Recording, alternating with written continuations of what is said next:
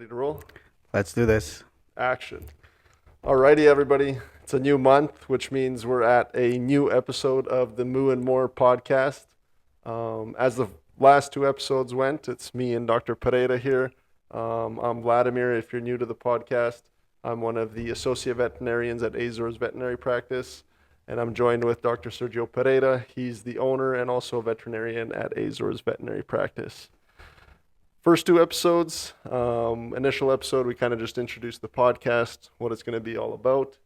Second episode, we went into a little bit of food safety. We touched the horizon. We didn't go really in too much of depth with it because I feel like you can spend a really long time talking about food safety. And now our third episode, we kind of wanted to change things up a little. We were debating on bringing a client in, which we will do eventually.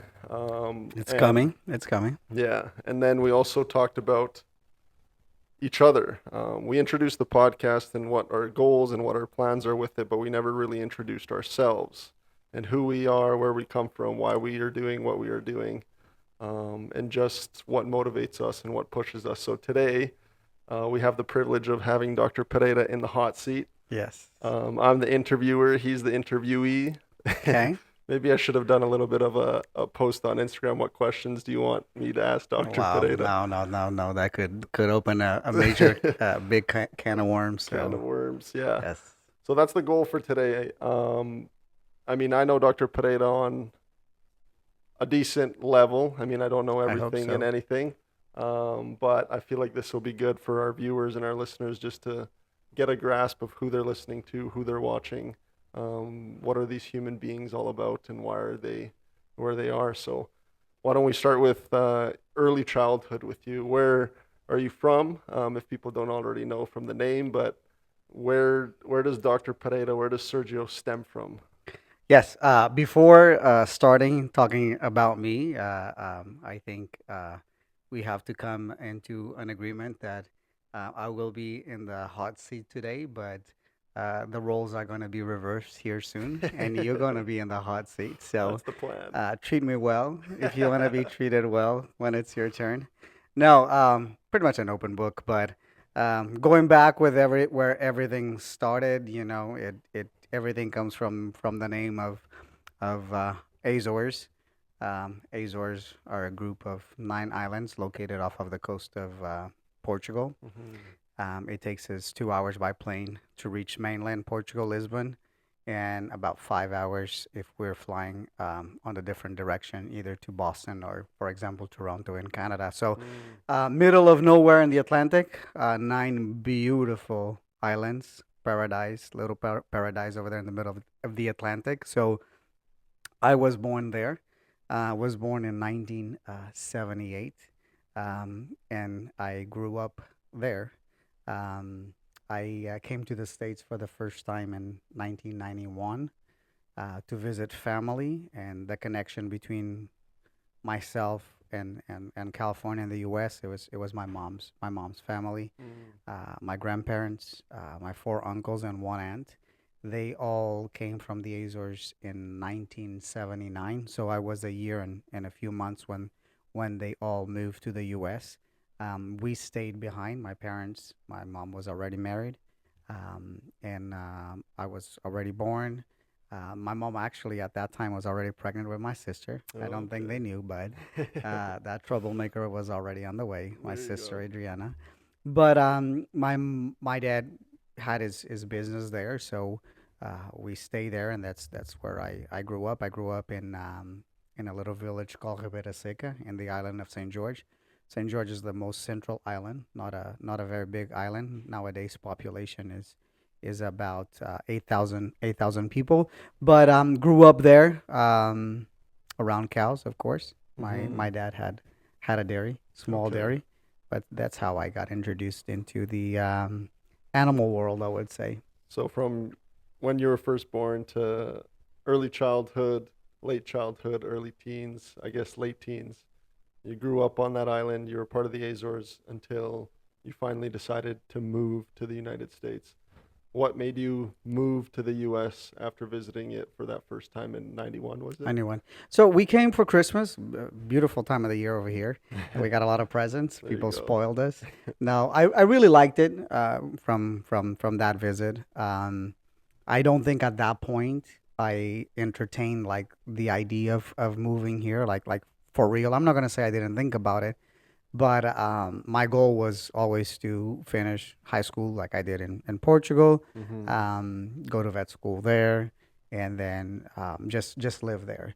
But coming there here for the first time, then we came back, both me and my sister, in '96 when I finished high school to spend summer over here with my uncles, my grandparents again. I liked it again, liked it even more. Mm-hmm. And then my uncles actually started telling me why not move into the U.S. if you like it that much. And the first time that they mentioned that, I liked the idea, but I also found it like a bit of a crazy idea. Like, how Mm. am I going to move to from Portugal? They did it, so why wouldn't I? But thinking about going to school, more on that side of things, um, eh, I thought it was going to be a little bit of a crazy idea. But the more I thought about it, the more I entertained it. Then one day, I will never forget. I was unfortunately, when I was growing up, we didn't have high school in my island, so I went all Mm. the way to ninth grade in my island, and then I had to go to 10th, 11th, and 12th at a different island in Treseda.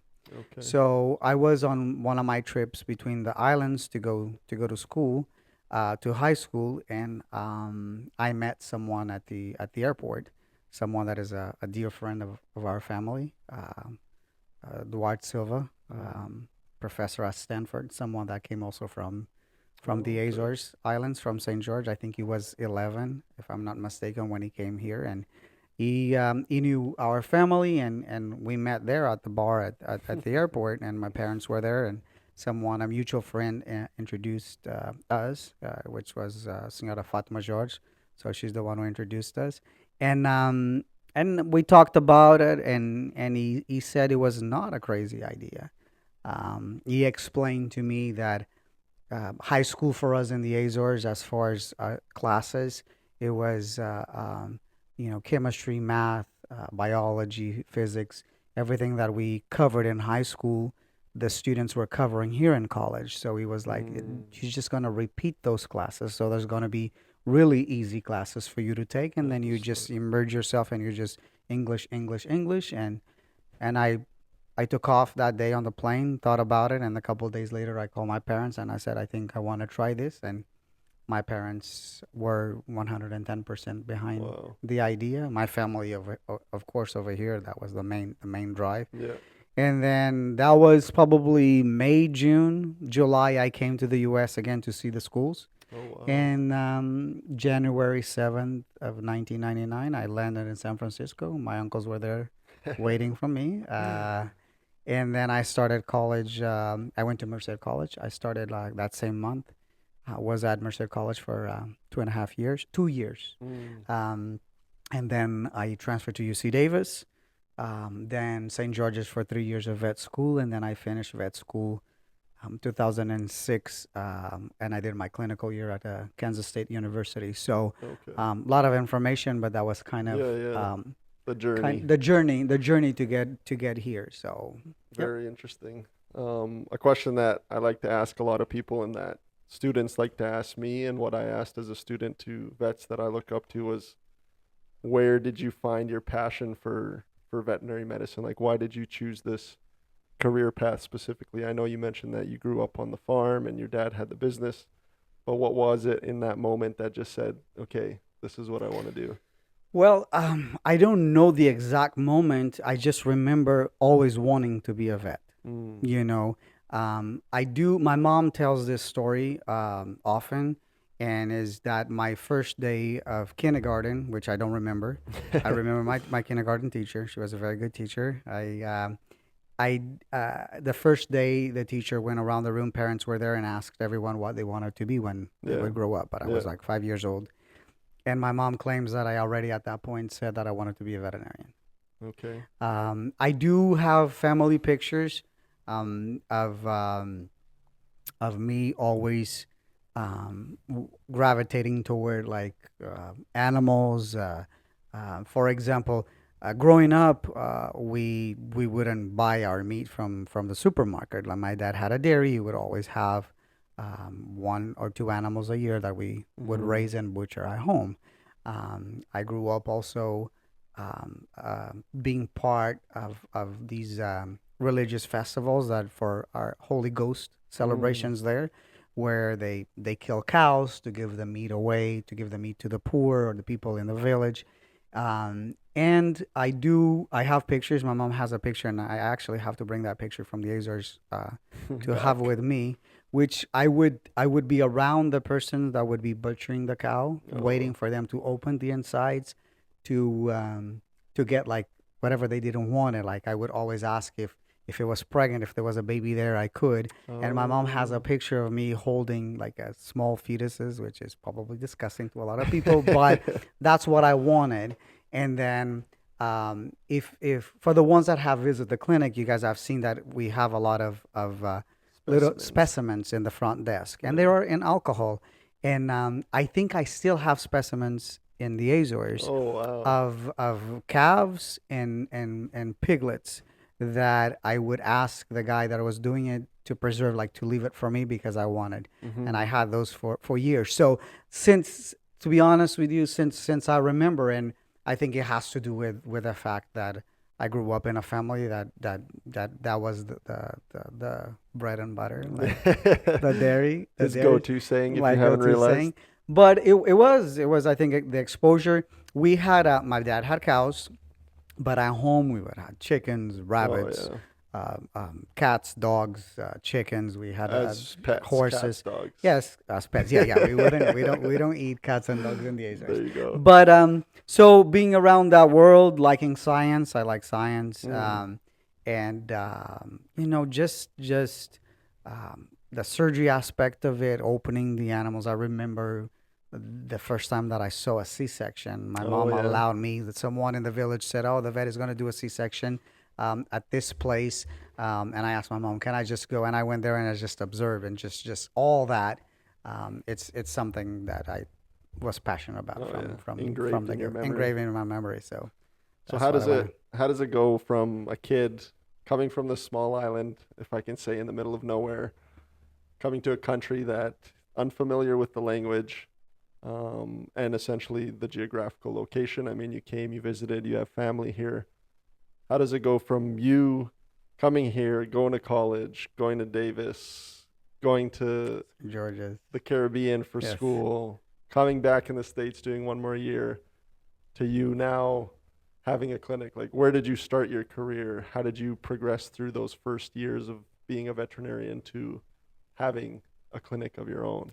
Well, a lot goes into a lot of variables go into that equation. Yeah. But let me go back to, um, I think the origin of everything. Mhm. And honestly, and that's easy for me to say it, but um, you've been around me for a while. You know how much I value Yeah. family, my kids, my wife, of course, my parents, my uncles, Yeah. cousins, everyone that have been a part. So I think honestly, at the end of the day, good or bad, I think way more good than bad. I will say that everything goes back to my parents, and then also my the support of the family. But everything started with my parents, Mm. and I'm gonna say, and I say this not lightly. They know this. I don't have to say it in the podcast. Mhm. They know it. I owe everything that I have to them, and it was their discipline, their push, that maybe that contributed to me being able to achieve what I achieved right now. And I just mentioned a couple minutes ago the fact that I had to move from my island Mhm. to go to the other island Yeah. to go to high school. At that time, I was 14, turning 15 years old when I had to move. There was no choice. My parents said, "No, you're gonna be done with high school." There was rumors that the year after I left that they were going to start opening like 10th grade and then 11th grade and everything. And I begged my parents, Oh. to allow me to repeat ninth grade so I could take advantage of that. And my mom said no, Hmm. and she said no, and she took me to Treseda. I stayed the first year. I lived at a cousin's house, and lived there, commuted to go to school. And then during that entire first year, we spoke maybe 2 or 3 times a week on the phone. And every time I spoke with them, I asked to go back home. I Okay. didn't like it. It was tough. Um, I honestly, I cried a lot. Yeah. Believe it or not, I have feelings. A lot of people think that I don't have a heart, but I do. He I sheds tears. didn't. I didn't like it. Yeah. It was hard. I was away of course, from my parents. I was away from my sister. I was away from my best friends. I left Yeah. best friend, left everyone behind. I met a lot of good people, and I hated it. I didn't like it. I got to go home every couple months, Christmas break, Easter Hmm. break, and everything, and it was always exciting to go home, but it was always really bad to To come back. leave. Yeah. I would pray the day before for the weather to be bad, for the airline not to be able to land, so I could stay one more day. But I really, really, and I honestly, I look back, and if my mom and dad had given into it and said, "Okay, Oh son, yeah. come home. You'll be a lazy ass for a year," which they would not allow me to be like that Yeah. because they Yeah. would put me to work. Yeah. But if they had allowed me to come back home at that point, I think I would have probably not be as driven as I am today. Like, and Hmm. I think that I look back. I don't know if I ever said this out loud to anyone, but I think I look back, and that was the point. That was the time that actually shaped me and said, hey, I can do it if I can do it. Mm. So that, I think it started there. It started with my parents. Moving to the U.S. When I moved to the U.S., my parents were very supportive. Um, I had to, I'm not gonna say upset or disappoint people, but in a sense, yes, I did. I did. My sister nowadays, she's here. Yeah. She followed, but my good friends, my best friend, Yeah. uh, till today, he's still my best friend, um, and he will be forever my best friend and my brother. But I know, moving away this far away, I disappointed him, and he understood that I was doing something that it was good for me, but at the same time, Mm. it was tough. So there was a lot of those things, and when I started, I probably had days, but I had that in the back of my mind. I am going to disappoint a lot of people. I'm going to disappoint myself, and I'm going to disappoint a lot of people, and the way to move forward is to keep on tackling these challenges. Yeah. So was it hard? Yeah, it was hard, but it was not as hard as my uncles or people that came in Hmm. the early 1900s, or people that came and went straight to work right away. Like I was, I'm not want to use the word privilege, but in the way I, Yeah. I Oh no. was, I came to my aunt's house in Merced. Like they treated me like their son. Hmm. My uncles, my grandparents, they did. Like I didn't have to work. I was able to go to school. Yeah. Didn't have to get a job because my parents were helping, because my uncles were helping. So it was hard, but it was at the same time it was easy. Yeah. But I think it was that combination of having very strict parents, Yeah. very very strict parents, and and Disciplined. and disciplined, that made me probably tackle some of the challenges that I tackled so far, Hmm. and I still have a few more that I wanna Yeah. that is a couple more bulls that I wanna grab by the horns, and not in a bullfighting or Suicide Squad way, Yeah. but I think it was them. It was that. It was them showing that they had it much harder than I did, Hmm. and that without sacrifice, without sweat, without tears, you cannot get anywhere. Yeah. So, yeah, that was kind of how things started, and then finished vet school. I think that was a pretty big accomplishment for myself, For and sure. then I knew that the first few years I had to surround myself or be in an environment that would provide me with the mentorship, with support on a professional level, Mm. that would make me a better professional, because you're 9 months, and we'll talk into it. You're almost 12 months into your career, Yeah. and I think I was honest with you from the beginning, and I still believe, and I tell this to students. I think the first couple years, 2 3 years, will make you or break you For as a sure. veterinarian. And I was very very fortunate to to join a very good practice in this area, M&M veterinary practice, and to have two outstanding mentors, Dr. Mm. Craig Meadows and Dr. Andy Mongini, which I owe a lot professionally, a lot, a lot. Yeah.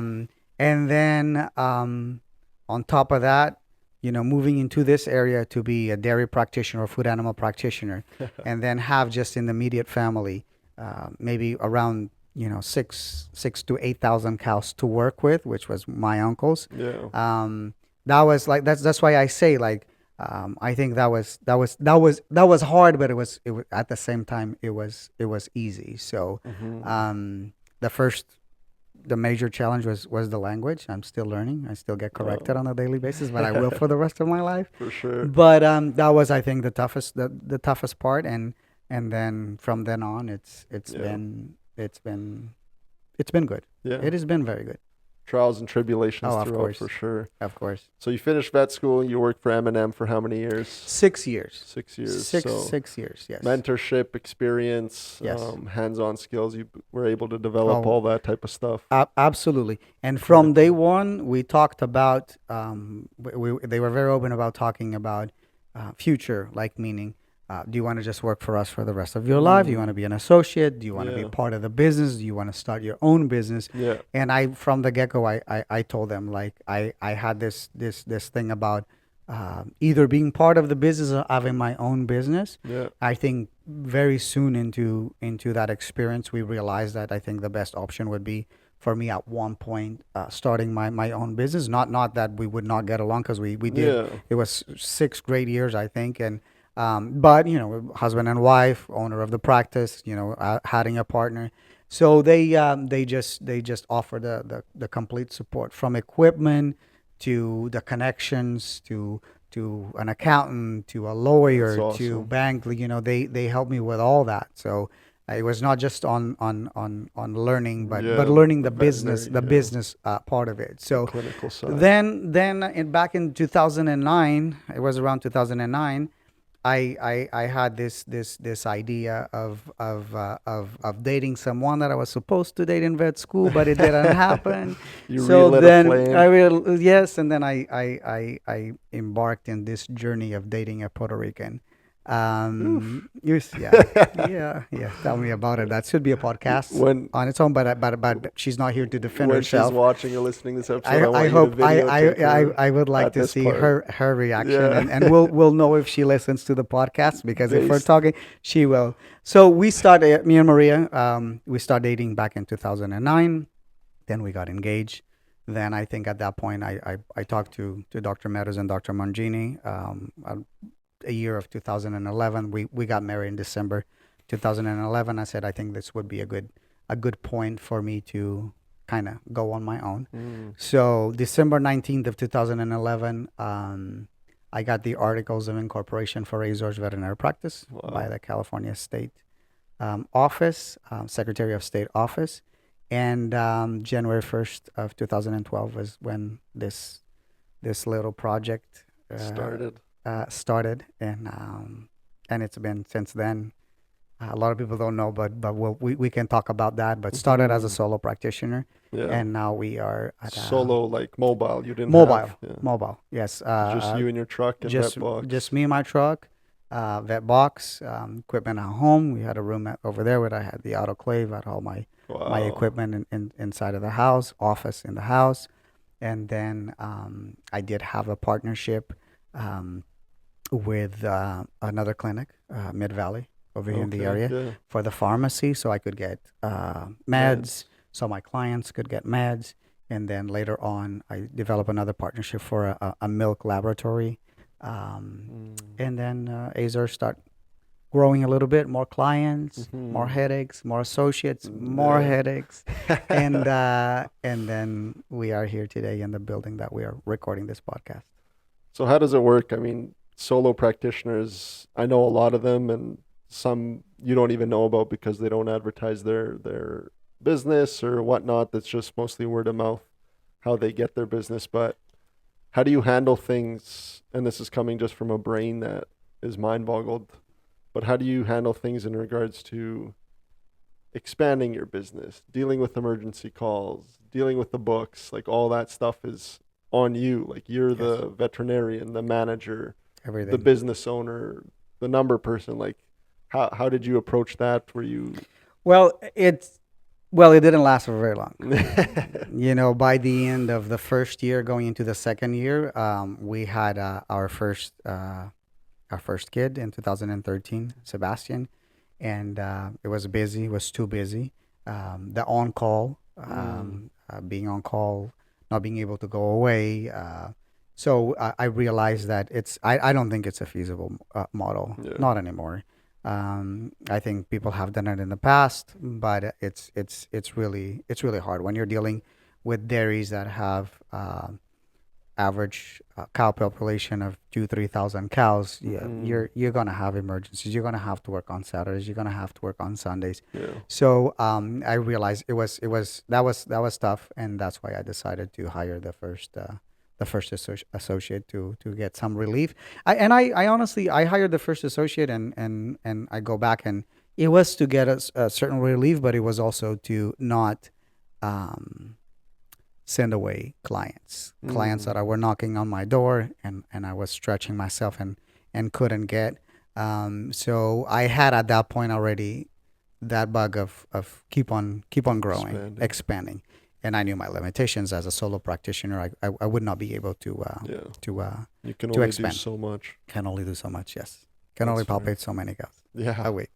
No, that's fair. And I mean, that's a big undertaking to take on, going from vet school to working for 6 years. What was I know you mentioned that you had like the initial want and the will to start your own thing, but what was that click factor? You mentioned your wedding and having your wife now and wanting to start your own thing, but was there anything in your early years that made you say, I want to not only be a veterinarian, but I want A to business be a owner. business owner? Yes. Oh, yes. That I always had that idea, Okay. combining being a veterinarian and being an owner. And then another reason for moving into the U.S. Was that I saw that model not being. I'm not going to say a good model, but not being something that it's well established back home, Mm, back in the Azores and in Portugal. I hope one day things change. So I did see the U.S. as that beacon of freedom in that sense. yeah. That I don't think I would be able to have that at home. We both know Europe. Yeah. We'll talk about that in another podcast. Yeah. But your family came from Europe too, and looking back and so again, go back to my parents. My parents had their own business, and Yeah. I liked how things how how things operated and the freedom Mm, that they had more by having their own business. yeah. And I didn't want to be an office veterinarian or work for a government organization. Mm, I know that we need those, and we need to have those, but we don't need for those to be the main yeah. uh, The uh, the objective of becoming objective. a And veterinarian. unfortunately, back home, we're still at that point. And again, that would be a political podcast, and not. But I'm not afraid to say it. I, Oh I don't yeah. I don't agree with the model, and I think it hinders people. It doesn't allow people to do better. I think a free market, a market that promotes and helps and like I said, promotes like the individual, the Mm, business to grow, to compete, to yeah. get better. Because it's with those things that by having competition instead of being just like I work for an agency, so I don't have to do much. I don't have to learn much because I'm gonna do whatever they tell me to do.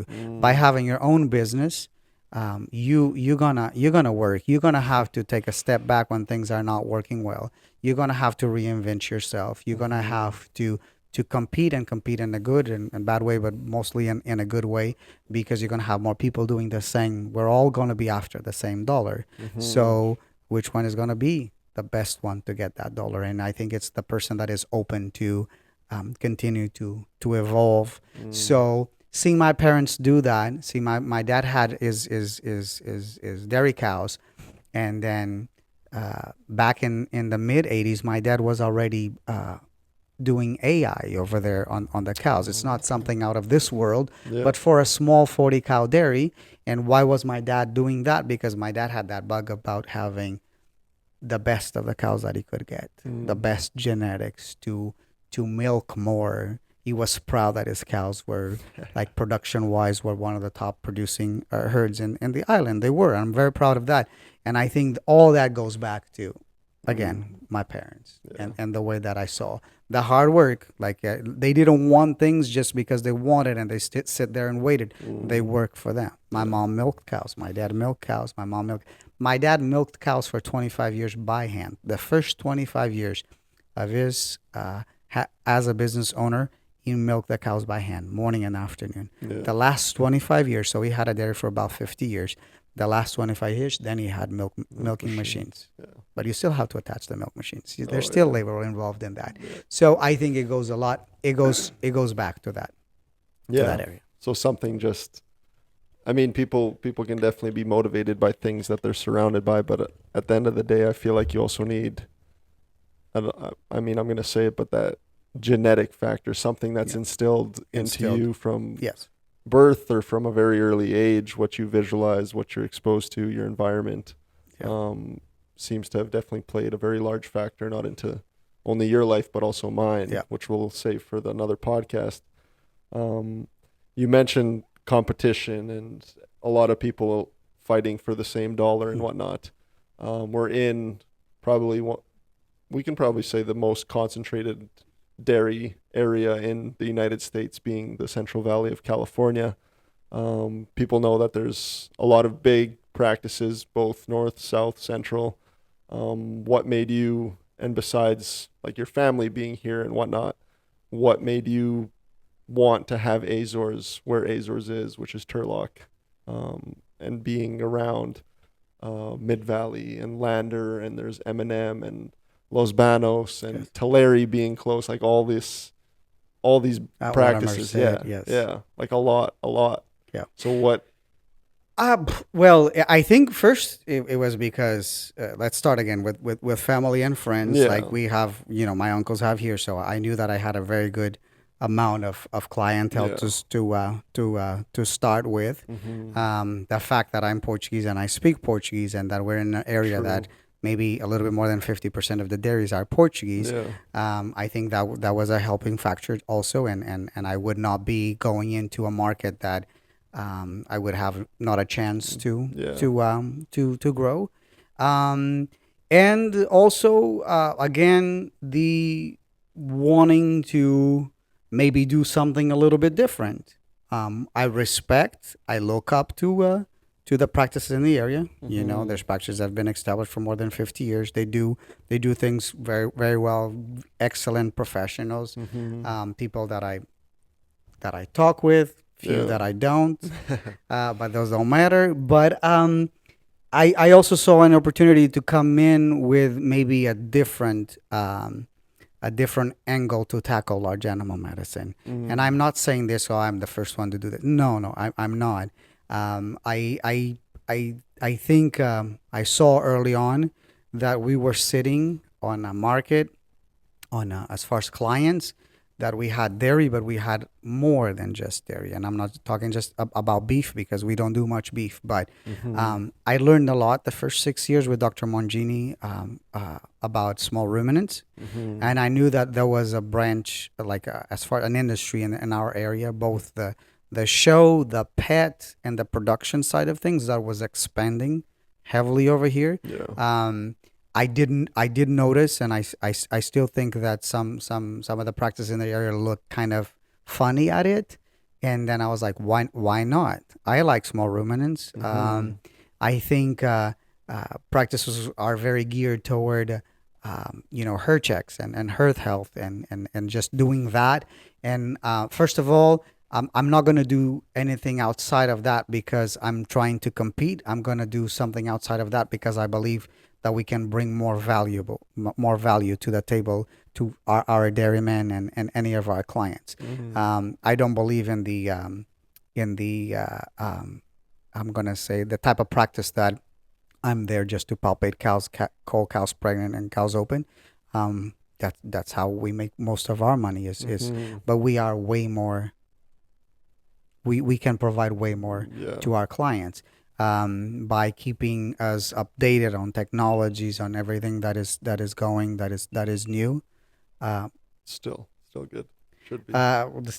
still recording. Yeah. I think we can bring way more to the table, and then we can provide our clients with not only like the type of work like we were talking about herd checks, but consulting, advanced repro right now, being part of preventing more disease than treating, that type of medicine. I hate with passion the veterinary medicine that is a firefighter type of veterinary medicine, which is the model where I'm just waiting to be called to go deliver a calf, that I'm just waiting to be called because there's necropsies to do, that I'm waiting to be called because there Once was an there's an issue emergency, or something. and there's an issue. So if we're there, and some of our dairies we're there on a weekly basis. So why not be more part of the equation? We got professionals in this industry, and I'm going to specifically give an example like nutritionists. Like they made the role like to be very important on the consulting side of Oh things, yeah. and they are important, For sure. extremely important. I don't know much. I know the basics about nutrition, and I don't want to balance any diets. I don't want to give any advice on that. But who knows the metabolic diseases and how a cow works and how the systems work? It's us veterinarians, and why not be part of that equation that is going to make our clients successful? Yeah. So training, um, continuous education, consulting, making these guys look at their herds in a way that, like again, they're not going to be just fighting fires here and there, but they're going to prevent disease. That we're going to have a good vaccination protocol. We're going to have reproduction in good standing, where they're going to have the amount of replacements that they need. So we can be way more to it. So I found that I could probably come in with like a little bit of a different model into this area and be able to compete with whatever was here. Yeah. But having also other services, providing other services. And then nowadays we see clients come to the clinics. Like we're doing a lot of surgeries. We had a surgery today. We had 6 surgeries yesterday over here at the clinic. So that's a service that before, the only surgeries that we would do, it would be in the field, like a C-section or a displaced abomasum or an enucleation. Now, today we had a bull in here that we had to fix, a horrible castration mistake, and then Not and our then there own was mistake. not our mistake. Yeah. By the way, it was not our mistake. It was a mistake involving a zip tie, but it was not our mistake. Yeah. But and then on the small ruminant side of things, and on the swine side of things, I think there was a need in this area for a clinic that would be able to do the surgeries in house, do the hospitalization part of it. Now we're working more and more on advanced reproductive services on that side of things. We didn't have a single clinic over here that would be able to, that would not be able, but that would hospitalize animals. We can hospitalize animals over here. People come from Madeira. We just had a client coming for an appointment right now. They drove from Madeira. And then if the animal needs to be kept here overnight, it can be kept over here overnight. We have the facilities, we have the hospital, we have the cameras, we have the personnel that can take care of those animals. So I saw a couple areas that I thought they're not being explored to its max, Yeah. and people are so focused on the dairy and the dairy work, which again, bread and butter. But I saw, get you a and I was shirt like, with why? Not a problem. So I saw that niche, and I was like, why not? And on top of that, believe it or not, being in the area surrounded by competition, it doesn't scare me, and I'm not saying this in a cocky way. Yeah. It does not scare. It stimulates For me. sure. Yeah. And then hearing about some of them thinking that this would be like a mistake or a business that could fail, Yeah, risky those endeavor. things, that's fuel to my fire. I operate, good or bad, I operate in that way. Yeah. Yeah. So having and knowing that, yeah, there's a clinic down the road with 13 or 14 vets that it takes us 5 minutes to drive from here there. I won't drive there, but it takes us 5 minutes to drive. No, I'm joking. But that makes me be humble about what I have over here, but also ambitious about what I can and cannot deliver, what I want and don't want to deliver. Yeah, So that's fair. Mentioning that whole spiel sparked something on my fourth year rotations. I was at a mixed animal practice, but I was there for a food animal rotation, and I was talking to the dairy vet or the large animal vet, and I was saying, I'm going to California in February. It's going to be a dairy practice, yada yada. They do certain surgeries and whatnot. He's like, "Oh man, don't go there. All you're going to be is a sleeve." yes, And like that's the way that a lot of the industry views California California, vets, yes, unfortunately, is you're absolutely, just quote unquote a tail monkey, yes. what a lot of people say, and Canadians love to say that we are tail I think monkeys. that's where it originated from. Probably, And I mean, probably. I'm coming from a place where, and I don't know, maybe different parts of the states where dairies are much smaller, vets are more involved in regards to the nutrition, the management, and all that type of stuff. And Canada's like that. Like the vet's there, the nutritionist is behind you when you're palpating Yeah, cows, the owner's the one giving the shots, all this type of stuff. So when I came here, I'm not going to say that it wasn't a shock in regards to the pace and the size and the expectations, but I definitely see where you're coming from as to why people think coming to California that's all you're going to do. And I was a little scared at first that that was all that was going to I was going to be exposed to, but thankfully like you said, we did some crazy surgeries already and I'm not even 12 months in, and we did a bunch of surgeries yesterday, so um I'm thankful that you had that vision no, no, in no. your brain to bring some value here and some change in regards to what our field has to Absolutely. offer. And then I just focus entirely. Your question was about like competition Yeah, and yeah. being in. I don't do this just for the competition. I do this because I believe in the service. I believe that we can provide better services to the clients. And honestly, how if I want to keep this going and I have a couple more projects that I would like to develop, Hmm. I can do it by myself. And Yeah. how do I attract someone like you or future veterinarians? Because we Hmm. don't have many people that want to do Yeah. vet medicine. And No. if I post a position, or if I try to get vets, I probably we will get them. But and they know, or they realize as soon as they get here that it's going to be Monday to Friday. You're going to be palpating cows Monday to Friday. You're going to vaccinate heifers, Hmm. and then you're going to do emergencies. Um, hey, it worked in the past. It does not work No. anymore. Yeah. We don't have the people with, and this is not an insult. I'm not going to say it's about having fiber or not fiber, but it's not a feasible model anymore. I don't want my that model for me. And I've been doing it for 20 years. I understand. I did it. I understand. But for future and for the future of food animal practice, it cannot be that. Like Yeah. someone like you come in, you're ambitious, you want to learn more. Um, you want to have the tools to do other stuff besides palpating. You want to palpate, but you want the best ultrasound that is out there to Oh yeah. palpate. I'm not going to go against that, but then you want to go back to the clinic and sit there wait for the calls. No, there's ways that we can keep on working and Hmm. do better work, and this is why we have the X-ray machine and we do blood work and we Hmm. do other, because there's we can keep Diagnostics. on practicing veterinary medicine, and I can attract better candidates to come and work with us. Because again, I don't think, with all the respect, and I've done it and I understand it, but from now on, or from a couple years already, it is not a profession that I can retain No. associates, because no one wants to palpate Yeah. for 5 days. And let's not forget that dairy industry is it's getting it's we don't have less animals, we don't have less With cows milking in less. California. We have less dairies Yeah. and bigger Yeah. dairies. So we're gonna be fighting. There's a lot of competitors fighting for the same. So we have to do more than just focus on the Yeah. on the dairy side of things. And I mean, it's not even us coming to these conclusions. It's producers themselves that are Oh, saying, absolutely. why do I need to pay a vet this Yes. and this much per hour where I can just hire Hire someone. somebody, give them an ultrasound or teach them how to palpate, and Yep. then they can become an employee and pay much more. So it's we also need to adapt ourselves to that and, Absolutely. like you said, provide these services and be more involved on different aspects of the Yeah. dairy.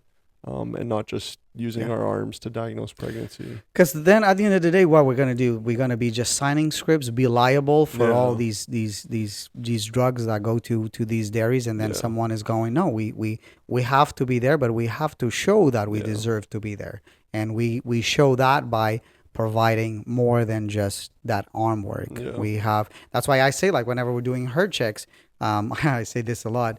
I ask questions not just because I'm Portuguese and nosy. I ask questions because we need to ask. When yeah, were those beds filled? yeah, When do you have a problem with the flush? Why do we have a problem with the flush? Why does your yeah, somatic cell right now? Because of these disgusting lanes that we have right now. yeah. Why are these water troughs this dirty? Dirty You just get involved in the entire engine operation. operation that it's there, Yeah, because there's value to it. yeah. Yep. No, I agree.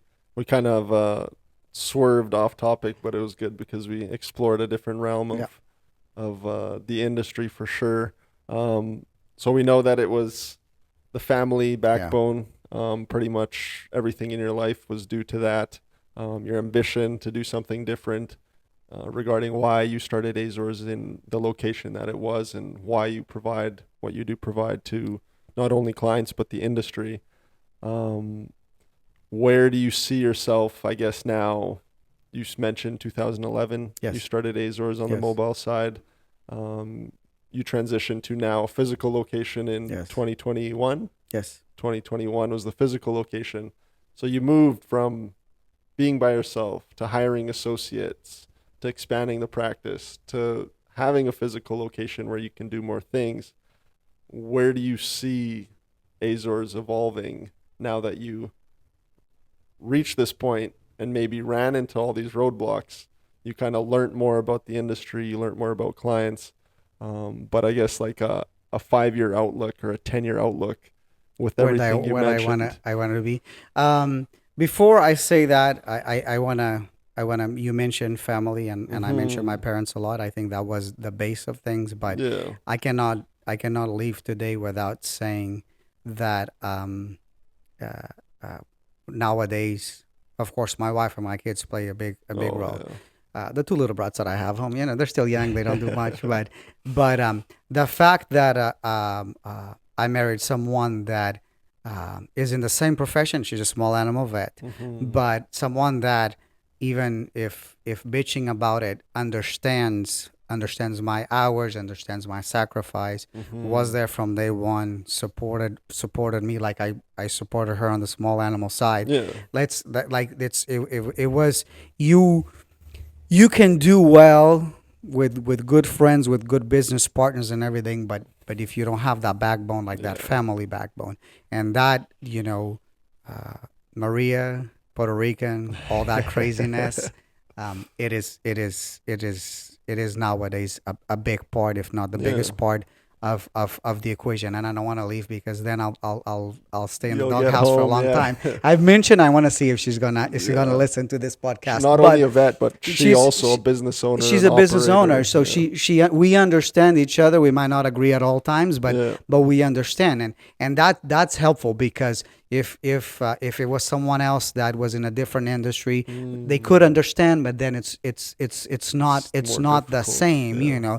It's like not being able to go somewhere on a Saturday because the husband has to go leave to deliver a calf, or canceling something.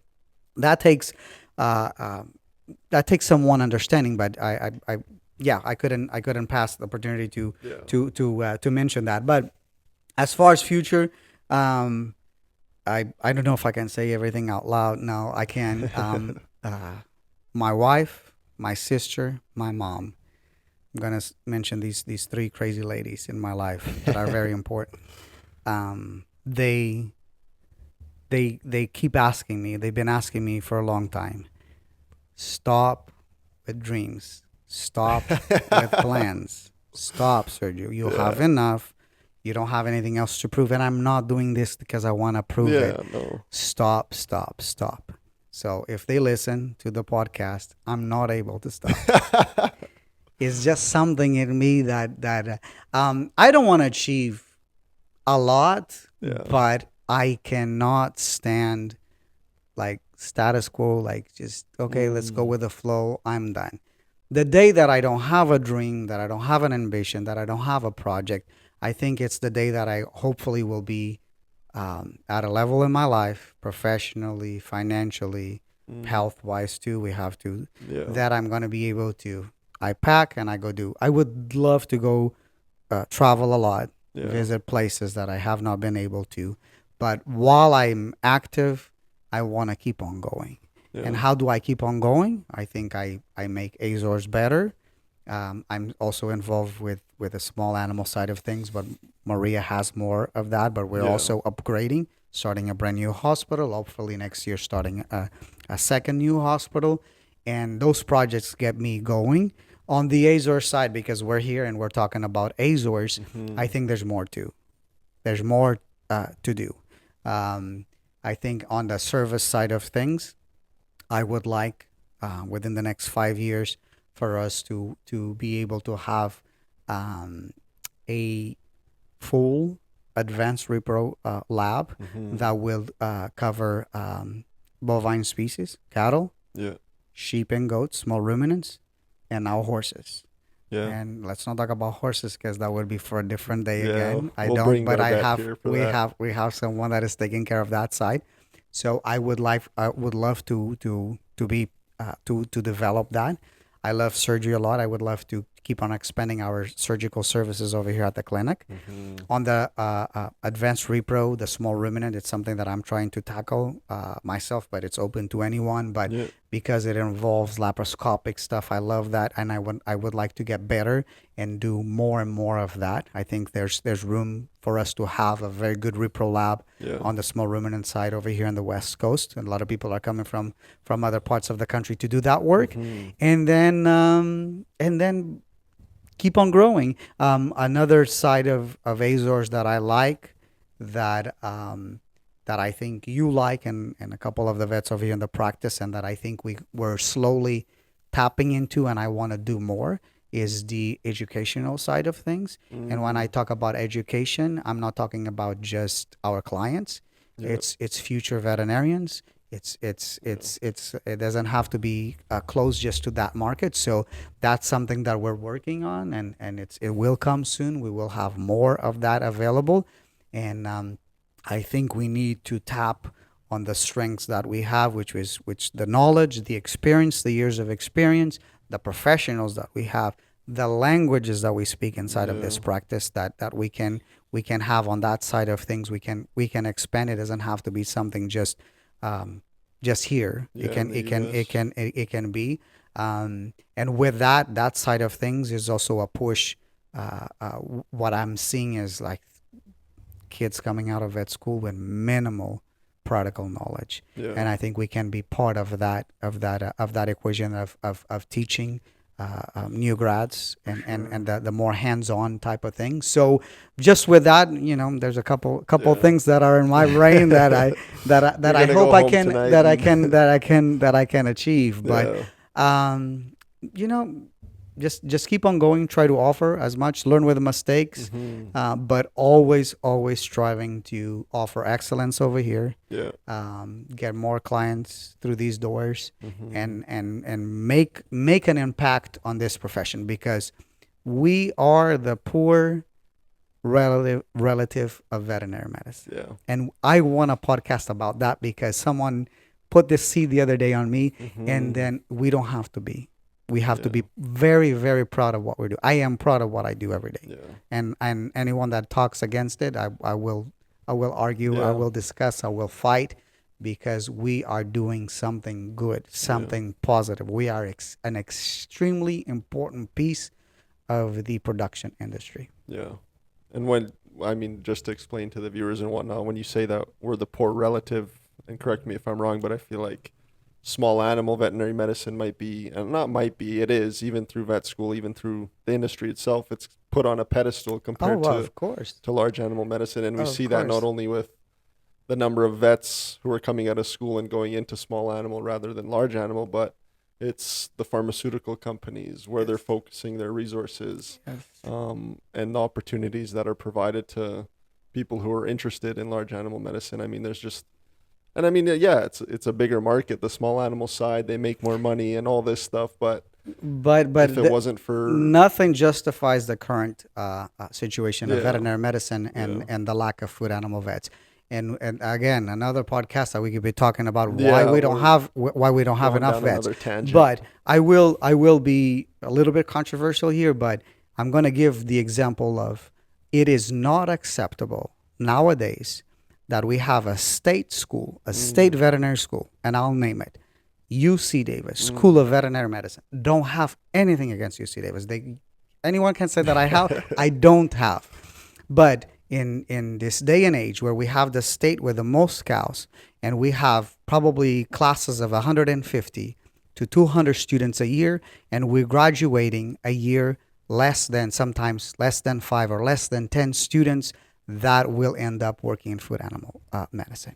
I do not accept that. Yeah, I don't want my tax dollars going into something like that. yeah, I don't think it's fair for the producers. I don't think it's fair for the taxpayers. I don't think it's fair for the state. I don't think it's fair for the country. So we need to have conversations yeah, about this because we don't have enough veterinarians. And as far as being the poor relative, yeah, they look at us like we're the dirty guys that covered are in covering shit shit all day, and then we have these fancy small animal vets and yeah AC working all day. These inside. fancy equine vets that deal with these race horses, and those are the guys that are dirty at all times. Yeah. No, we are the same as the other ones. Don't feel less, Hmm. but it's a topic. It's a subject that needs to be taken serious, and I don't think people are taking it very Yeah. serious. No, I agree. The industry, the government, I Yeah. don't think they're taking it We'll very have serious. to set something up with somebody like Absolutely. a Bring the representative. dean from UC Davis and just That go at would it be a over good here. one. And Yeah. yes, I'm open for that. Not a Reach out, problem see if it whatsoever. happens. Yeah. We went down another No, tangent and Jesus Christ, we're yes. almost I'm just trying to divert, and I don't have to the talk about questions. myself. I don't have to Well, talk this about myself. question's gonna be. Okay. We can end it off after this one, I'd say. But from this is just another question to access maybe a different area of your brain from both a personal what do I want to say, like a to gain an understanding from a personal level on my own side of things, because I want to not only be a vet, but I want to be an owner of a practice, and I want to do and follow the same path that you did, but also for the viewers to get an appreciation of what you mentioned, like the hours, is family, like your wife and your kids. How do you go around committing these hours to operating a business, trying to expand a business? How is it that you're able to manage things like what that's what one of my biggest struggles, like now recently engaged, having a fiance, and wanting to have a family of my own, whereas I'm in an industry where I know and I see, like my mentor in Canada, I see you here committing all these long hours, staying late, coming early, doing things on weekends, picking up on call shifts when there's no other associate to fill those slots. Like what I know there's that fire in you and you're always going to have that until the day comes where you don't, but provide me with some details or some input, and our viewers and our listeners as well, as to how one can manage that, because I feel like that's, I mean, there's reasons why people aren't going into large animal medicine. One is definitely the physical aspect of it, and two is the hours and the on call. So what are some things as a veterinarian and as a business owner that you, whether it's something you look forward to when you're going to a call or committing all these hours to, like, just sorry, that was a very long way of No. asking the But question, I know, but I it's something that understand. I want to learn to be able to not I've, only know, but to tell my fiance. absolutely. Yeah. So Vlad, it's been 20 years. Yeah. I'm in search of that balance, and I think I'm gonna be uh, uh, looking for that for the rest of my professional life Yeah. and personal life, and I probably will never achieve it. Mm. I think the sooner we come to grips with it, the better. It doesn't make it better. It doesn't make it better. Yeah. Let me start like that. Um, and I would say that that is not the physical work, not the problems with clients, not the problems with associates, not the problems with anyone. The worst, the most difficult part of my life, professionally and personal, is getting to the situations where I think that I miss something for my kids or for my wife because work got in the middle of it. Um, that's the part. That's the toughest part of my position as an owner veterinarian nowadays. It is. I feel bad. It makes me sleep less. Um, Getting home tired, not being able to talk to kids like I should, or not being able to participate on the homework, on the stuff, on the practices like I probably should. That's the toughest part. Yeah. And those are.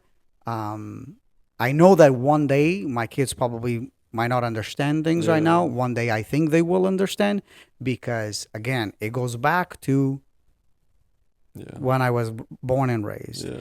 I went through that. I had a very present mom and dad, but at the same time, people they were very engaged on what they were doing, putting bread on the table, paying the bills, and with that they missed a lot. And then, did I resent some of that? Yes, maybe I did.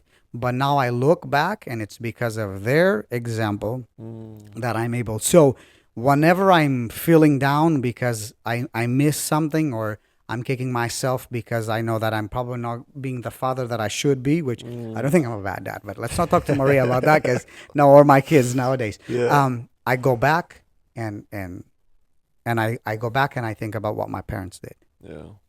And then I think it's because of what my parents did that I'm able to do what I'm doing. We're not all cut From the same cloth. the same cloth. We're not all going to do. But it's the sooner you come to grips with that, meaning there's going to have to be sacrifice. That's what nowadays people say, oh, I don't want to do that because I have to sacrifice personal time. Personal, professional, there's going to have to be sacrifices. Yeah. They're going to have to be sacrifices. But I'd rather have missed something right now and then have my kids look back in the future, look back and say, he missed it because he was being responsible. He was putting, he was making sure that we had what we need. And then doing the same in the future. I'd rather have that than being total present dad and be the cool friend and be always there and not providing them with the examples that I think nowadays we need more examples of that. My kids are not my friends. They are my kids. But that's the most difficult part of me being a professional and a business owner is the time that I have sacrificed. The vacations that we didn't take, now things are getting a little bit better. I can't complain, and I don't think the kids can complain. But that's the worst part. But I always go back and say, man, my parents kind of did it, and I understand why they did it. So, but it's not. I cannot give you like, oh, you're gonna do this, you're gonna follow this, and it's gonna. It depends. It depends on personality and everything. But there's ways you can make up for it. But there's gonna be sacrifices. Yes. They're just unavoidable, I guess. Yes. Very much so. And it goes back to what you mentioned, you and your significant other and communication. And yes. What if you're on the same page, then super. If you're not, then some sort of other sacrifice needs to be made, and you need to talk about things. So it's definitely, I think it's important to have that other person in your life that is on the same page and willing to accept the things that you do because you're doing it for a reason and you're doing it for them. So thank you for that. Yep. Alrighty. It's a good talk. Yeah, it was. You got a lot from an hour. I mean, there's more, but we can save it for. We can save it for another time. Let's not spill all the secrets. Yeah, for another But time. it is rewarding. It is challenging. It is everything and in between. Sure. But keep the eye on the prize. Yeah. Surround yourself with good people. Family, friends, and professionals. Growing up, I've always that's always been my motto, is just surround yourself with the people you want to be around, and absolutely that will help you succeed. So absolutely, I know that I guess saying already in that lesson for sure.